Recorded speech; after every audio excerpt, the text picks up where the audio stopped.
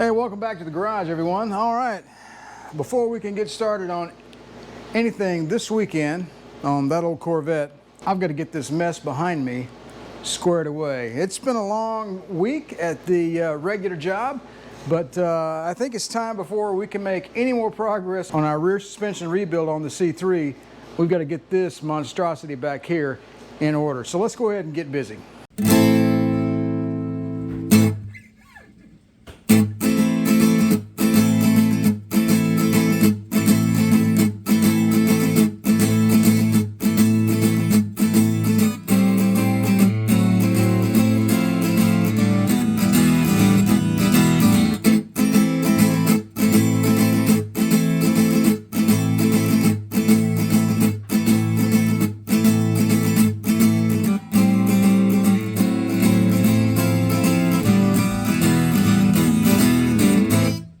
I think that's good enough for now.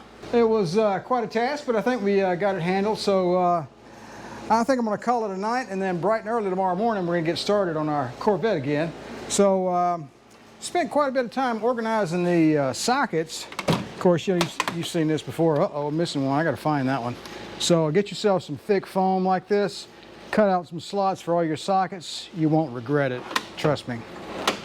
There's SAE, metric. What more does a fella need? Extensions and wrenches, specialty items, impact sockets, things like that. And I've been cleaning up this driver's side axle. I've got the flange that goes on the wheel end soaking in evapor rust. And bright and early tomorrow morning, we're going to go ahead and start tearing down this rear trailing arm assembly, also known as a torque strut control rod, I think.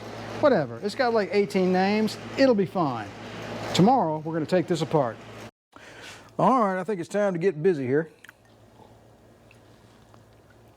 What better way to spend a Saturday than to tear down your rear trailing arm from your Corvette? So I can't think of a better way, really. So, you know. Let's see. We got to make some preparations, though. Been reading up on the book here, right? Because, you know, I've never done this before. As a matter of fact, I watched the other guys on YouTube that have already done it, right? So this is not going to be new by any stretch of the imagination. There are some pretty good videos on this job on YouTube already. Why the hell you're here is beyond me, but we're going to do it anyway. Hey, you know what? But I figured one more video couldn't hurt, right? Why not? Okay. All right, so before we dig into this, there's a couple of things you need to know about redoing these trailing arms. So we'll set that aside for the moment. We've got some special tools and some parts that we need to do this job properly. And I got this stuff from a company called Top Flight Automotive. Pretty much all things Corvette, according to that website. So show you what we got here.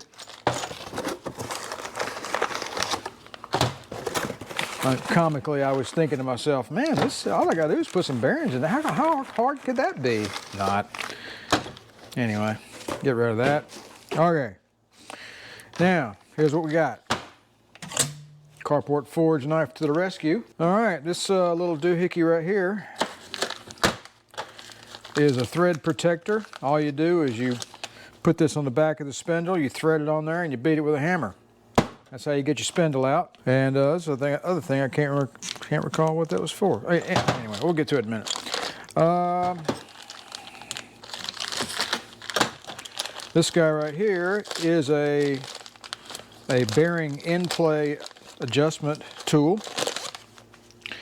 Now, the bearings on this rear trailing arm are similar to what you'd find in a pinion bearing setup in a differential. Inner and outer, and they have to have either a crush washer or a bearing spacer and shim between the two to adjust the bearing preload, and that's the exact same setup they use here. As a matter of fact, it's the same setup that's used in my Mercedes 300 SD.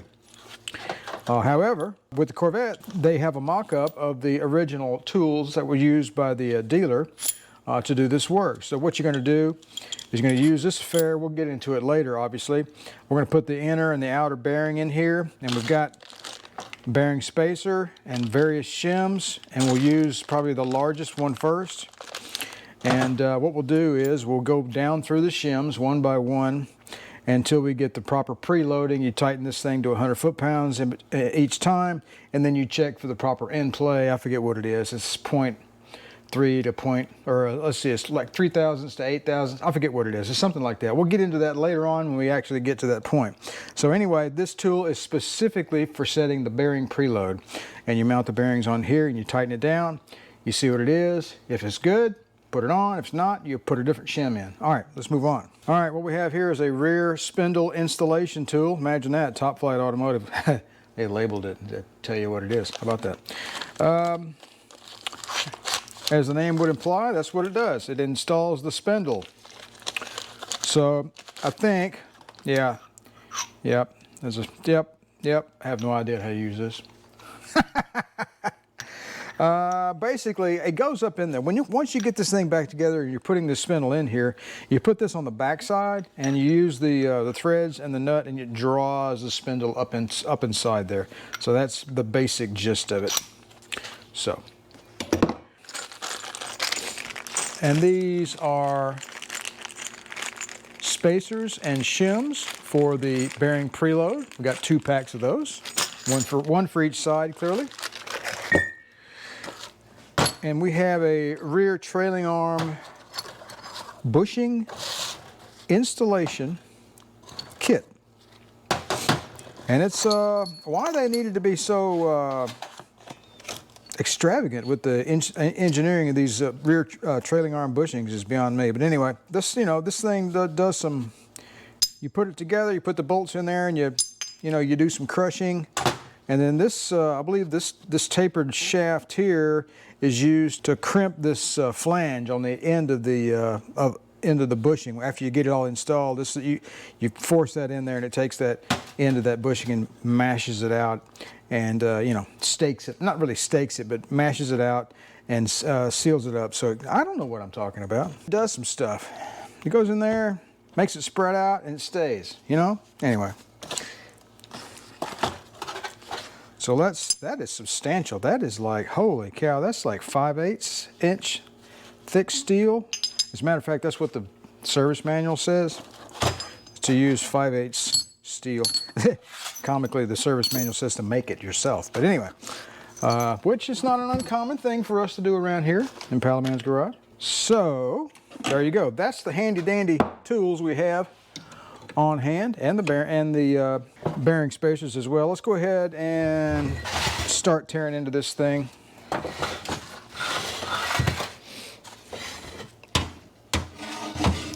All right, there, I got a little extra light on the subject, so hopefully that'll help out quite a bit.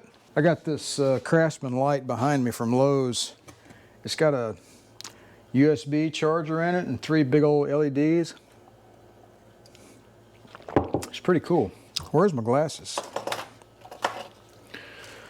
All right. Well, first thing we gotta do is get that nut off there. Cotta pin, cotta pin, cotta pin.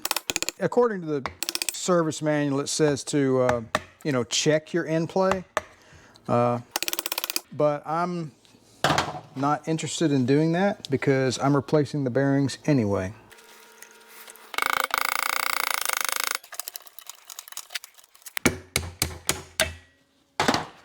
That was unnecessarily difficult. All right, what size is that? Let's clean that off first. It's been on there a while, that's for sure. What is this? This is 11. No, that's a 1 1/16. Hey, look at that. All right, so I'm gonna. Well, that was easy. Yeah, cool. All right. Let's see. How do you? Oh, okay. Never mind. Like that. Ha! It's just splines. It's got splines in it, like on a transmission, There you go. There's your splines down in there. Let's just set that aside. let's see, there's the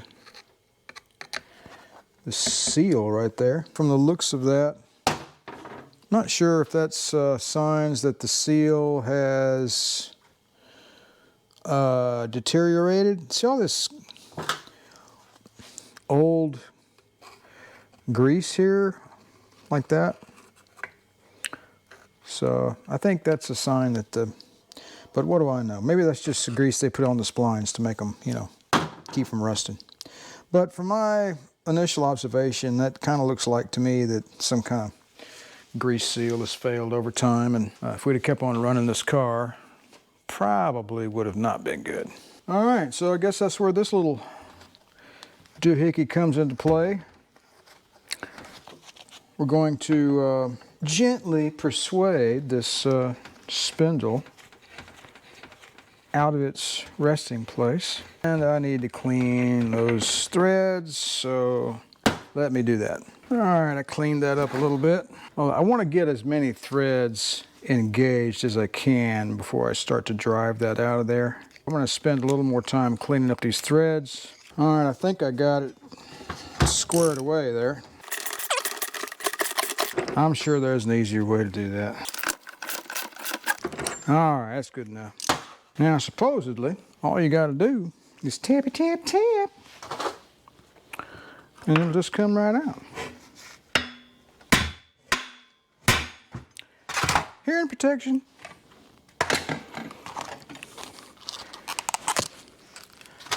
Let's try that again, shall we? I think it's moving, maybe. So what you don't want to do is hit your fingers on that thing when you're swinging this hammer. So, you know, be mindful of your surroundings, you know what I'm saying? Boy, that thing, I bet it's rusted in there. Or I'm just weak, one or the other. Okay, I got a fair amount of in play now, about a 1/16, and it's rolling a lot easier. So we made some headway there. I guess I'll just keep whacking on it. You know what's going to happen if I break this? I'll buy another one. We're getting some movement, slowly but surely. Yeah, I got about a 1/4 inch now. Switched up to my left arm because we don't want to ruin the rotator cuff in our right. I think that's a good plan, actually. And the seal decided to let loose there. Interesting. Set that aside in the order in which it was removed.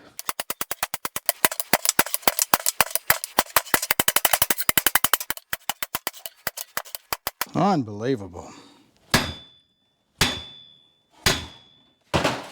There we go. That was the easiest thing I ever did. Actually, let's see. Nope, we got to take the spindle easy removal tool out. There we go. There you go. There's your spindle. There goes my rotator cuff and my L4, L5 and everything else. And that's the seal right there. And there's your outer bearing. And of course the race is up in there. The inner bearing fell out. Stack that over here along with the rest of this jazz. Let's see. Stack that up. It's not like I won't be able to figure it out later, but at least I won't have to guess if I stack it in the order in which it was received or came out or whatever. There we go. So there's your outer bearing. Man, look at that. Will you look at that old grease in there? That old 45-year-old black grease. Which, you know, it's probably okay. I just feel good about putting new stuff in here, so. Because we want to drive this car. We don't want to sit and look at it, we want to drive it. That's the goal here. Now, I'm not sure if you can see that or not. See that brown coloring there on the inside there? To me, that says water intrusion and corrosion. So there is the shim. I'll take my indicator, my calipers, and we'll measure that. There we go. Yeah, we've got a mixture. We've got black grease on the exterior and what appears to be brownish grease on the interior. So Probably a little water got in there over the years. You know, it's pretty old. Just set that aside. Let's go ahead and get this rear trailing arm disconnected from this spindle holder thingamadoochie. So let me do that. All right, got the studs coming in from the back, and these nuts here on the up inside the parking brake assembly. I'm trying to do a better job keeping track of my stuff here. Let's do a deep 9/16 1/2-inch drive without the extension. Non-impact, but you know what? This stupid spring thing on this Craftsman impact is really annoying.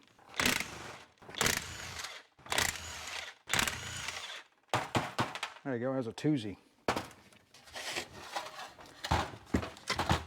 That should just kind of lift off of there, shouldn't it? Is there anything else I need to take off here? What about that right there? Oh, there it comes. Fling! There you go. There's the whole brake assembly and the dust cover and all that jazz. So allow all that to get cleaned up. What do we got here? I believe what we need to do here is get this spindle holder thing loose from the trailing arm. That's what I want to do anyway. All right, so that's not a huge deal. That just kind of lifts off of there, kind of. I think. Kind of a tight fit, so we're just gonna, there we go. There we go. That's what I wanted right there. All right, so basically this is the spindle holder, I guess you want to call it. Basically all that's left up in there now are the bearing races, inner and outer. And we're gonna have to clean all that stuff out of there. And now we have the trailing arm itself. These studs are pressed in, and I shall leave them that way. Probably need to put a nut back over the top of that so that we don't booger up the end of the stud. I don't want to bang it around because I'm gonna have to go clean this thing up, right? And we're gonna go sand it down and clean it up, and then we're gonna strip it, and we're gonna paint it and all that stuff. We're gonna make it look pretty. All right, so let's continue on in our tear down here. I'm gonna go ahead and punch these races out. Yeah, that's pretty nasty down in there. That grease was, let's see, what is that? Is that just slag from the casting? Yeah, looks like it. You know the drill. Just come in from the back side right there and punch her out. See what kind of progress. Oh yeah. Yep. Almost there, I think. Let me get some wood. I'll be right back. I don't know if this is gonna work or not. We'll try it though. Yeah. That worked just fine. Okay, cool. Well, there's our race. You know, a little bit of wear, nothing horrible. Just age. But getting changed out nonetheless. What is that? USA, made in the USA. So that one goes like that. There's your outer. Bang, put that over there. And let's do the other one. Man, that's nasty. I don't want to hit that at an angle. Put that up there on some wood.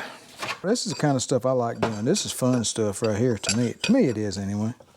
Ow! Don't put your finger there. Not as much of a lip on this one. There we go.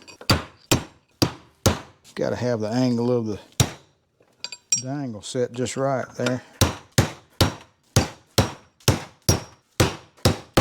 All right, so we should be able to just sort of, let's see. We do it like that way? Yeah.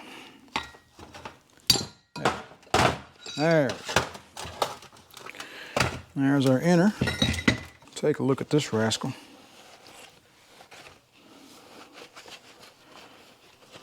See what it looks like. It's nice. you know, it's just age, wear. It has nothing wrong with it. Maybe a little bit of pitting down towards the inside, but nothing horrible. And you know, I knew these would be fine, but you know, it's the age. So, all right. So, really, the only thing left to do with this guy is clean it up, and I am going to do that with just an initial wipeout. And I've got some mineral spirits and some brushes, and I'll clean that. I'll degrease this off camera. No sense in watching that fiasco. What do we got here? What does it say right there? That must be our part number. Was that 346103NF? And some other numbers, something something 118, and then GM14. Anyway, I mean, if you had to, this kind of stuff is readily available, but. I mean, you could just go buy the whole thing done up for you. I don't know, they're about $300 or $400 a piece, something like that. It depends on where you get them. You could get a set of these for $1,200. I'll take that back. It's more expensive than that. Really finely done ones, brand new, you're gonna say $1,200. You can get some refurbished ones for $300 or $400 a piece, something like that. So, but I've never done this before. And I want to know how to do it, so that's part of, you know, why I'm doing it. That's all. All right, next thing I'm going to do is remove this bushing from the end of the trailing arm. Let's go ahead and try to get this bushing out. Book says use a 11/16 drill bit and drill out the flared end of this bushing retainer. So I'm assuming that's the flared end. It looks like the flared end. So I don't have an 11/16, but I got this stepper drill bit. I have no idea what this is going to do.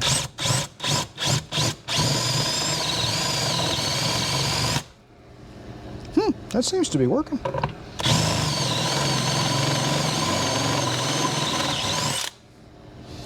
Interesting. A little more. Engaging safety squints.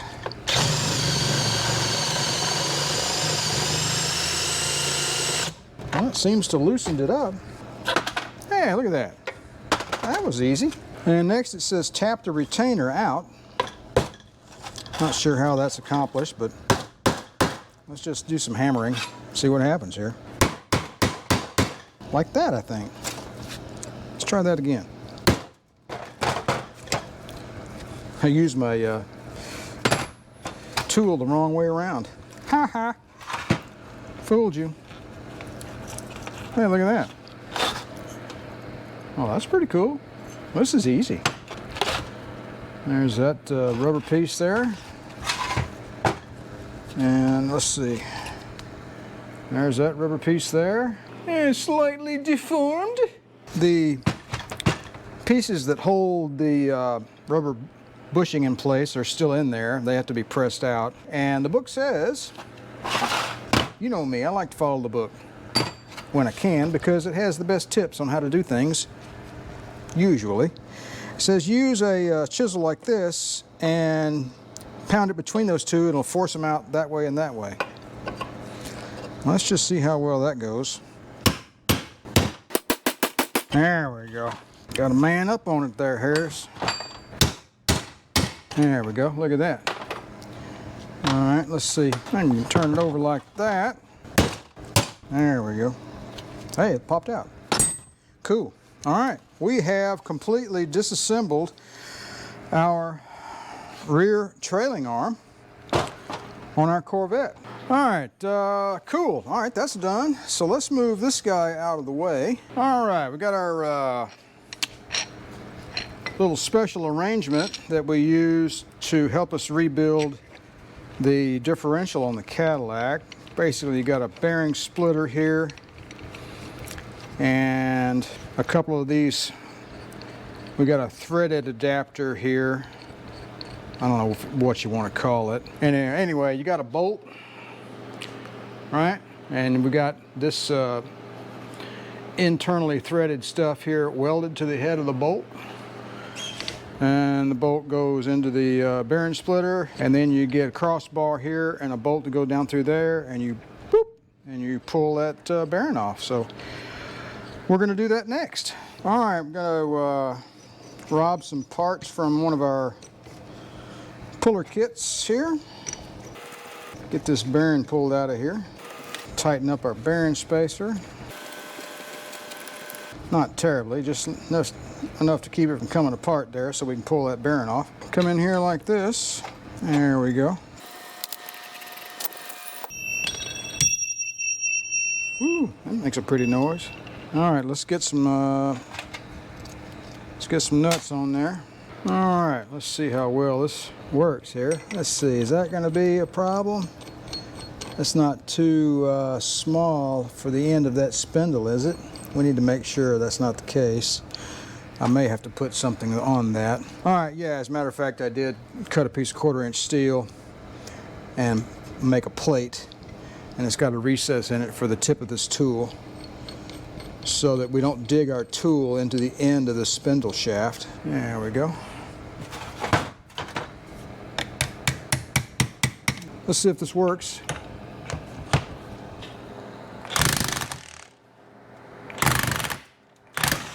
There we go. Like a champ.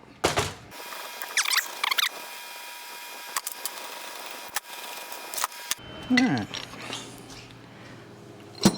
That's a handy little tool there, let me tell you what. And let's see, this is our outer seal. Let's take a verbal note of that. The inset goes towards the flange for the wheel, which is, you know, normal. Actually, I don't know about that. Most seals, so this one was on here like this, all right? The logic in my mind says that this is on backwards. It's sealing the grease to keep this grease in here. Most seals, you know, you have that flange, right? Most seals go in like that, where, you know, the flat part is up here and that flange, that edge is down in there. But this seal was on, let's see. Yeah, it was on like that. Interesting. That's the way it was on. Maybe it's designed to be like that. I don't know, but I just noted that that was different than other seals I've seen in the past. I'm sure the book will have something about it, so we shall see what the book says about that when we get around to that step.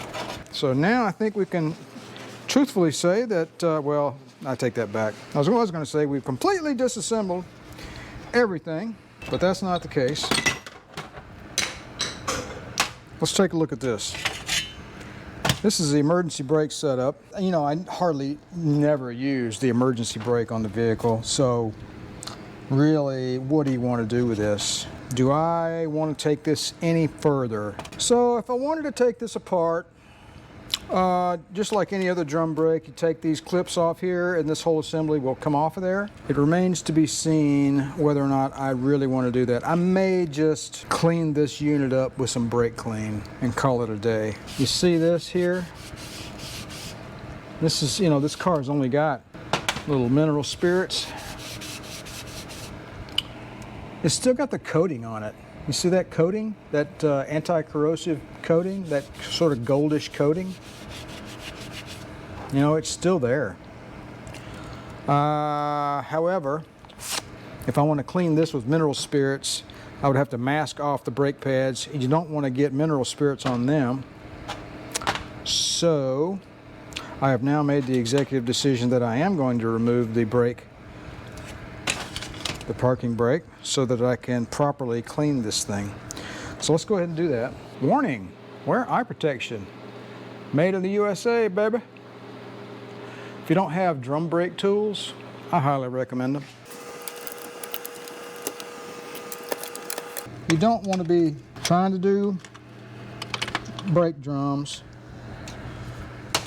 on, you know, you're using a, have you ever taken the parking brake off of Corvette before? No, I have not.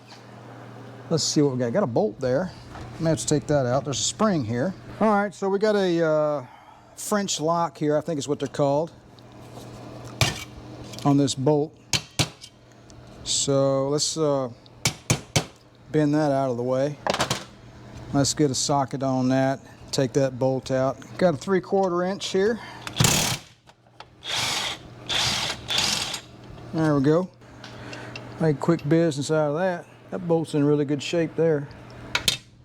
So there's your French lock, all broken up. So clearly I am now going to have to get new parking brake stuff. And that's some kind of a doohickey right there. Basically a spacer to hold everything together, I think. And this thing here pokes through there like that. That's where your parking brake cable attaches right there, right? So that just slips in there like that. So that little pointy end there pokes up. That thing there points back that way. That's so I know how to put it back together. Do we really need to take, yeah, well, it comes out. Okay, never mind. All right, there you go. All right, cool. So I can clean that piece up really nicely now. And this is the parking brake slash spindle part that, you know, everything bolts through, I guess. And that thing looks like that. Hope I can get this mess back together. I'm not going to take this apart just yet because I might as well replace the parking brake stuff. Actually, yeah, I'm glad I did that because look here, watch this. Look at what I found. I don't know if I broke it, probably doing all this mess, but this this shoe is now broken. There's a big crack in it right there. So, okay, that pretty much trumps everything. We're going to get parking brake kits for the Corvette as well. So, but I'm going to leave that assembled so that I know how to do it later. So, anyway. All right, folks, there you have it. Fully disassembled, torque controlled strut, whatever, rear trailing arm for C3 Corvette. Boom, there you go. All right, so I need one of you to come in here and pull this mess back together for me. So, all right, so here's the deal. I'm about to go start cleaning up parts, and that's probably gonna take hours because I'm gonna do, you know, degreasing, sanding, derusting, painting, the whole 9 yards. So I might film a little bit of that stuff, but clearly not all of it. Of course, the video would be 3 hours long. All right, we're gonna go ahead and take this strut rod bracket off the bottom of the diff and disconnect that drive axle because ultimately I wanna pull the differential out of here because at minimum it needs a new gasket. Hopefully that's all it needs. I really don't relish the idea of rebuilding the differential in this car, although it may come to that. The only problem with the differential was the atypical clutch issue with these Vettes. The clutches, if you're not familiar with them, the clutches can bang and rattle. Mostly bang. It's a clunking noise. It's really strange. It makes you think there's something seriously wrong, but more often than not, it just means you need to add some GM posi traction lubricity modifier. You can't just put regular old diff oil in it. You have to have the posi traction additive in there as well. So, all right, so I went ahead and took the wheel off. I got to disconnect the shock to get this strut rod off. So anyway, I might as well go ahead and get this done. Come on out of there now. Don't give me a hard time. It's just a bolt, Harris. Come on now. How hard could it be?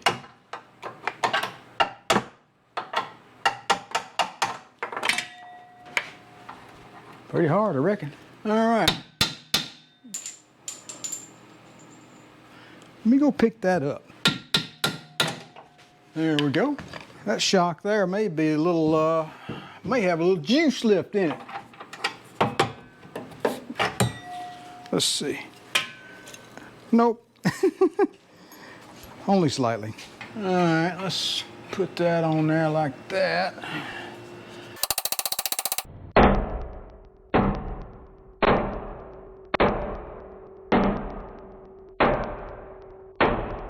There we go. we go. Got her on out of there. These are bolts out of the Cadillac. Ha! I replaced them. Get right in the middle of that bolt. There we go.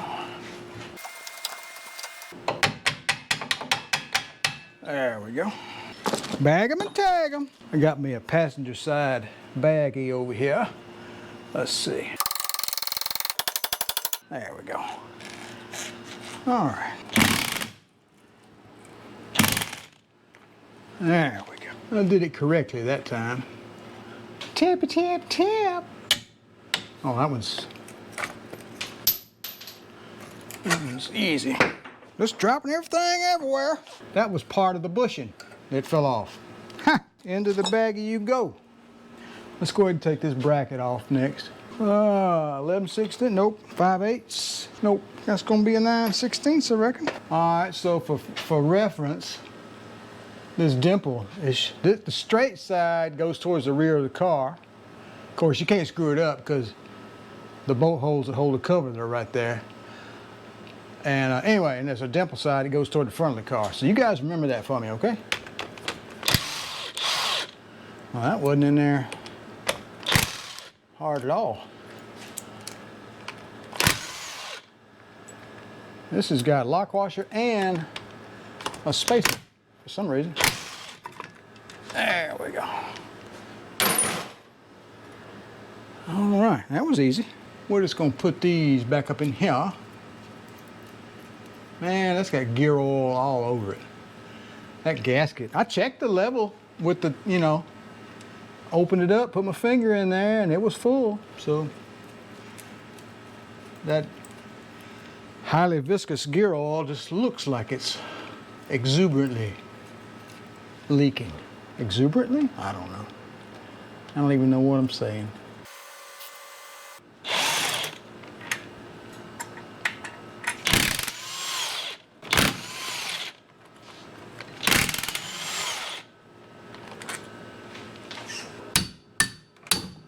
Oh, that's gonna be stubborn. Slow speed impact, baby. All right, let's spin her around and get the...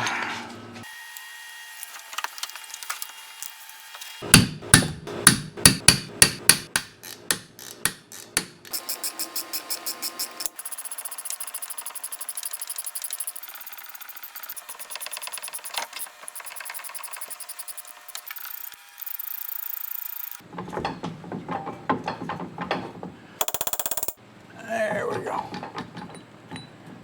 Come on out of there. You can do it.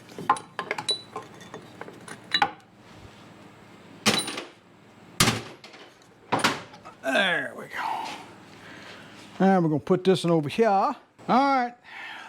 There you go. All the accoutrements and felicitations and accessorize have been exonerated from our differential. I have no idea what I just said. So I'm gonna take this thing out of here. Basically what that means is this cover stays in place. You take these bolts out and you take that one bolt out right there, and I'm gonna have a transmission jack underneath this thing and let it down that way. So that's the plan.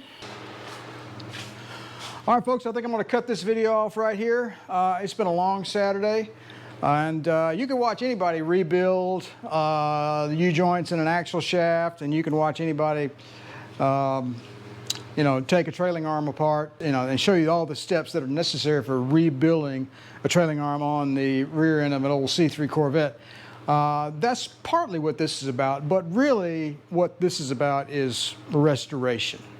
And I'm trying to make this as good as I can. Some of the little parts here you saw just a moment ago, I'm trying to make them really, really pop, really, really nice. I want the underneath of this Corvette to pop, look new, like the Cadillac, and like we did for the old Mercedes 300 SD. I think it's been a long Saturday. See, I don't even have a watch. I'm nuts. I'm insane. I'm crazy.